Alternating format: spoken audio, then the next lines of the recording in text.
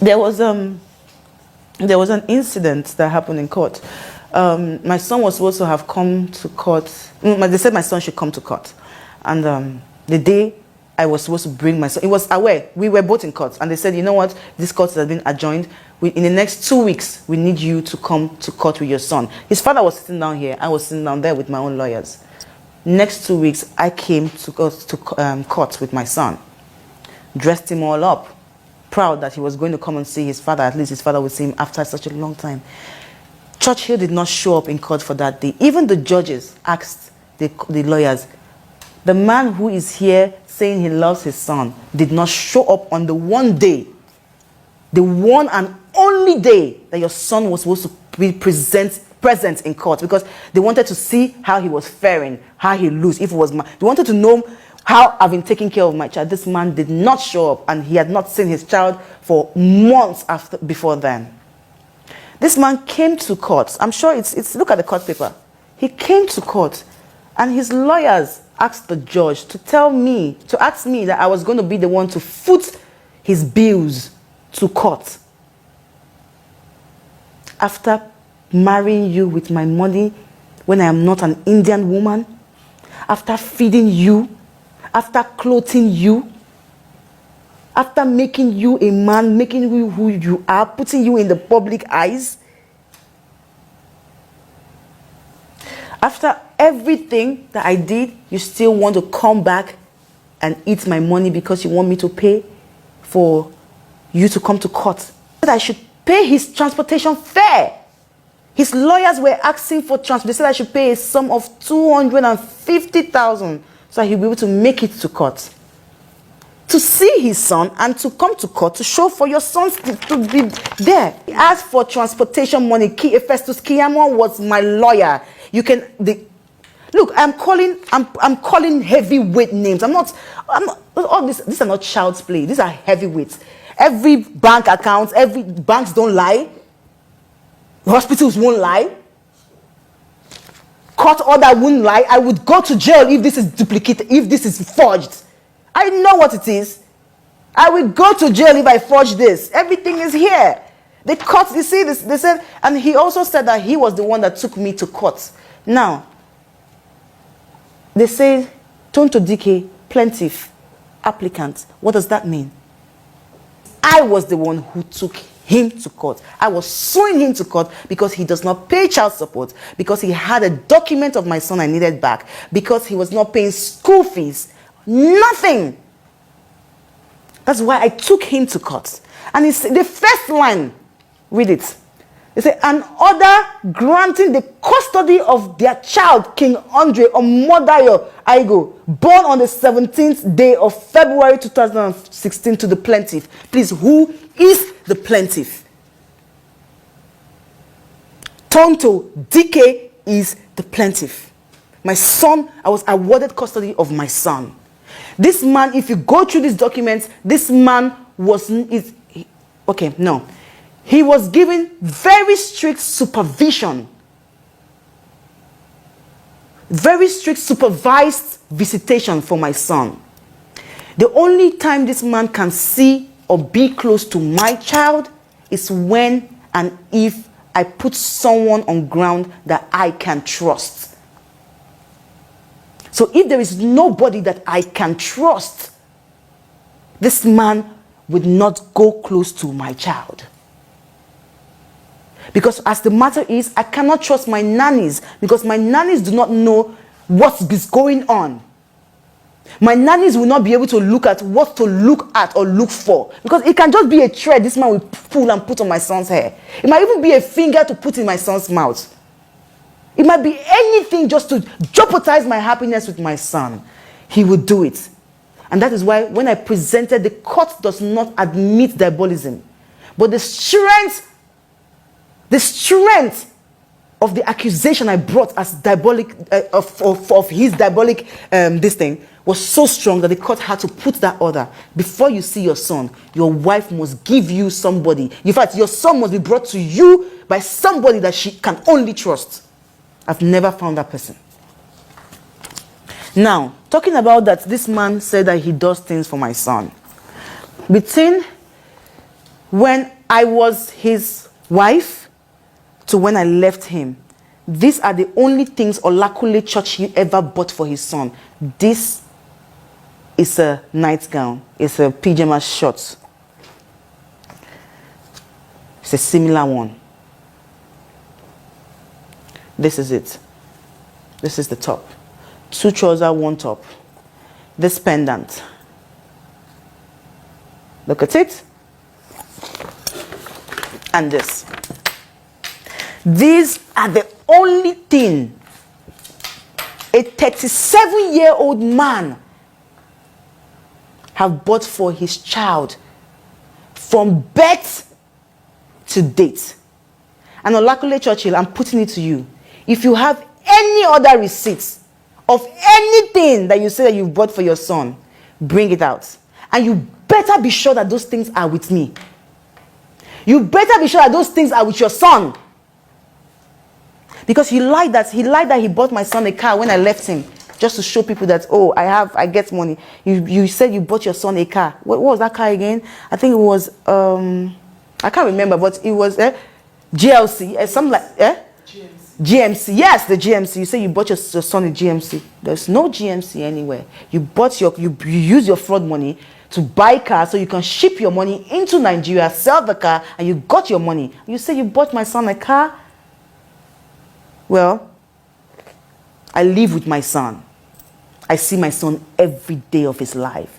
To the pin in his hair, to, he's not a girl, so he doesn't have a pin in his hair. But whatever. From his head to his toe, I am responsible for my son. I cater for that boy. And I don't disturb you for money because, you see, the truth is that some people have asked me, oh, why don't you take him back to court because he's not paying child support? The truth is, I want to be selfish. With my son, I'm very selfish. If this man starts to pay child support on a regular basis, he would have access to my child. So for him to not pay gives me the leverage to change my son's name to what I want, because I am now the father and the mother to my son. And it's okay, like I told you, I've been broke before. I still get broke till today. Okay, so it's okay that you're broke and you cannot afford for your son. But then, can't you call your son? My son's birthday, he went and he wrote some emotional crap. Boom. I was sitting down, my best friend was with me throughout my party for my son. Nobody ever had a call from this man to say, let me wish my son a happy birthday. But you go on social media to chase the clouds, telling them that God is going to bring you and your son together. Who took your son away in the first place from you? Which woman born a woman on earth has the guts to keep away a child, a son for that matter, from a man who pays bills, who born you well as a woman? My son's name is Dikeh for now. It's not going to be Dikeh forever. I will get married, my son's name will change. If I'm changing my name tomorrow, it will change. It would never answer his father's name as long as I live on this earth and as long as you're not doing your duties, which is making my job very easy. Like I said, these are the only things he bought for his child. 1, 2, 3 set of nightgown. This is the pendant that this man said is 10,000 euro. Look at it. 10,000 euro for this. He said it in his last interview 3 days ago. He said he bought a one-of-a-kind necklace, bracelet, whatever. Said this is the 80,000 euro, something like that. Let me check the internet. I bought my son a diamond pendant in Gandhi, like with the 3 diamonds. You know, very expensive. Well, I got it for like, I think, 8,400 euro. This is it. This is it. And that. Only.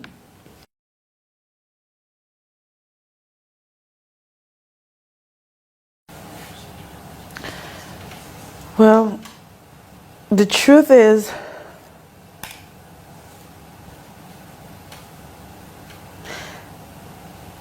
if I were to write a letter to myself for 10 years ago, self, first thing I would do is I would really cry on that paper. I would cry. I would cry. I would cry. I would cry. I would cry. And the only thing I'm going to write is I love you. Because I think that was the only thing I've ever wanted to hear. If I had so much love in my life, if I had love from my family, if I had real friends, I wouldn't have made a lot of mistakes. So, if I was to write a letter to myself, I'd say, Tonto, I love you. Because I know that is all she needs to know. And that's all she needs to, or she would have needed to have taken a different route. And these tears are not tears of sorrow. They're just emotions. I would have done things differently, you know. It's sometimes people say, you're a strong girl, you're hard, you don't sing, I don't care. You can lash out on Instagram when someone says this, you are saying that, your comebacks are great. But the truth is, all of those things, the negativity, as much as you think that they help to, there's a saying, no publicity is bad publicity. But some publicity can hurt you. And I've been one person who has been on the receiving end of hurt. How? I'm Tonto. I'm Tonto. I should have all the deals in coming into the entertainment industry. I have the largest followings. I have one of the largest followings. But some brands will say, oh, she's too controversial for our product. Oh, she's too, so being controversial, being who I am, has always been a blessing and a curse. But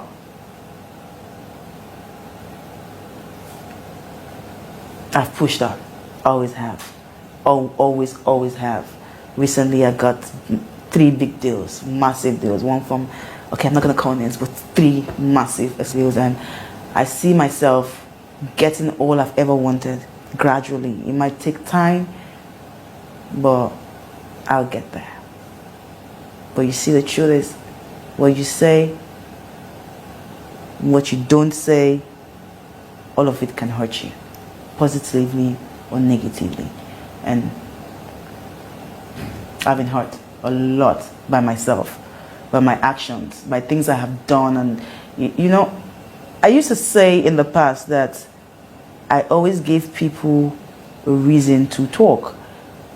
Because if you said I was wicked, and I have an anger issue, but it's not a dangerous anger issue. But you know that there's an anger issue. If I get upset, there's nobody I can talk to. There's no one in your face. I don't do behind your back. So I'm very bold. So if I had just kept my cool, organized myself, and say, even if I'm upset, this is not the way to respond, or even if I'm upset, this is not the right thing for me to say, even if it feels like the right thing. You see, what I'm trying to say is more like giving you a tip for what you should not be as a public figure. I learned from people who have been above me. I don't know about people who are beneath me. But this is my way of saying that if you're out there, you need to take care of your reputation. No publicity is bad publicity, yes. But some publicity can keep you stagnant for the rest of your life. And that's no joke. That's not what an artist will want. That's what I suffered for a very long time, and I'm only just stepping out of that shadow now, by the grace of God. So, thank you very much for watching. I hope I bored you to death.